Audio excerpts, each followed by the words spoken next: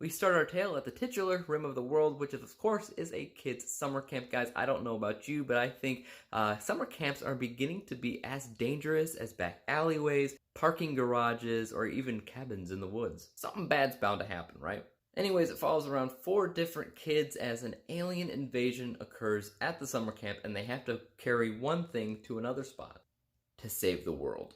Fellas, I really like alien movies. I honestly do. I'll watch them all. Something about the trailer of this movie, though. I was interested enough to watch it, but something about it seemed off for me. I don't know what it was. I don't know if it was like an age thing, like it looked too young for me to enjoy. But whatever it was kept me from watching it for about a month. I finally got around to it. How is it? Well, let's get into it. Well, the very first thing that I want to mention is the tone and the feel of this movie because it's the first thing that I noticed right out of the gate. In a good way, it was like nostalgic in an 80s or maybe 90s kids adventure movies tale like E.T. or maybe The Goonies, where basically it's about a bunch of kids that have to band together to overcome the problem at hand. And the same can be said here. However, there's something a little bit off about Rim of the World. There is a level of innocence that those 80s and 90s kids movies had that this movie just doesn't. This one has gore and violence and language. I'm not really one to complain about gore and violence and language or anything like that, but if it doesn't fit the tone and feel of the film, then something's a little bit wrong. One of the problems with this movie is probably that the budget wasn't the highest it could have been, so they couldn't afford talent like they wanted to. And maybe it is just me, but these actors felt like they came straight out of the Disney Channel original movie series. So when they start cussing, it feels, what?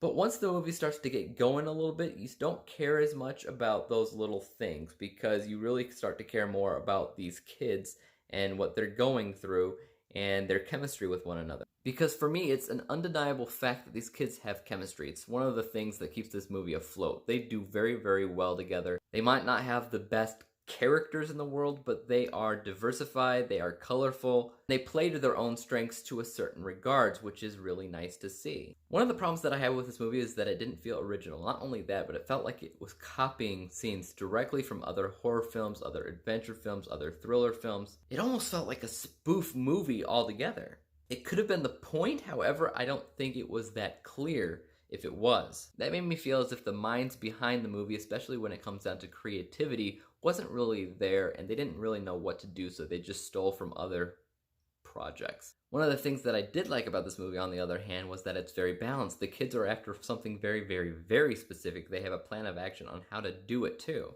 I also really like the dialogue because it's a funny movie. There's a lot of funny dialogue that happens. A little cheesy sometimes, but a lot of the dialogue I was a big fan of. And it can't go without mentioning that they put a lot of thought into the behind the scenes, visual, cinematography, editing, things like that. You know for dang certain that there wasn't a huge budget for this film, but they utilized what they had very, very well. There's a lot of things with the colors and the lighting and the visuals that look pretty nice. Some stuff doesn't, but for what they had, they did a very good job with. I don't know, it's subtle, but it's just enough so it's a little bit better than most movies where they don't really focus on these things. So I did like a lot of the stuff that they did behind the scenes, regardless of what the movie's all about. Now this is one of those movies where you don't really know too much about the characters until the movie kind of progresses and then you get flashbacks and saying, okay, this is who this character is, this is why they're important.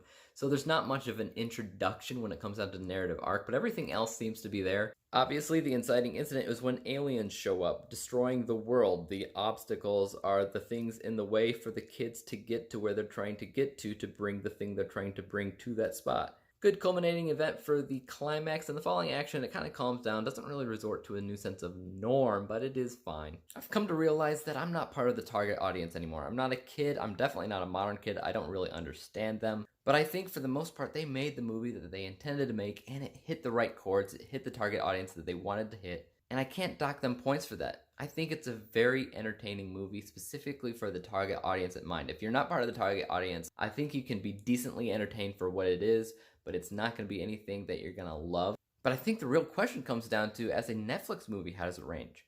I think this kind of ranks in with all the other Netflix movies that are either hit or miss, and so I don't really consider this a very special Netflix movie. I think a lot of people might enjoy it, but it's nothing spectacular. It's nothing that'll dive deep into your soul and burrow there and stay there and make you think about it. It's not like that.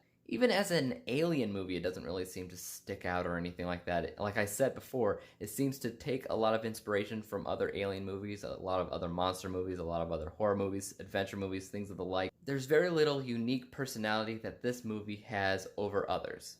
I don't really think it fits very well as a family film, specifically because of the violence and the language, but I don't know. I feel like that's a modern thing now. So I have to take that into consideration as well, and I do. It's just weird for me. And the last thing that I usually ask with any movie is, did it do what it set out to do? Did it make the movie that they intended to make from the get-go? Yes, they did. I think for the most part, it's completely fine in that regards. Even though I didn't list off what I scored everything, I did score everything, and all the scores added up came down to 62 out of 100 possible stars, 62%. Let's put it this way, it did a lot better than I thought it would. Guys, tell me what you thought of Rim of the World in the comments down below, and as for YouTube, you know you can subscribe to me, hit that like button, and hit that bell to be notified when I come out with my next review, and until then guys, peace out.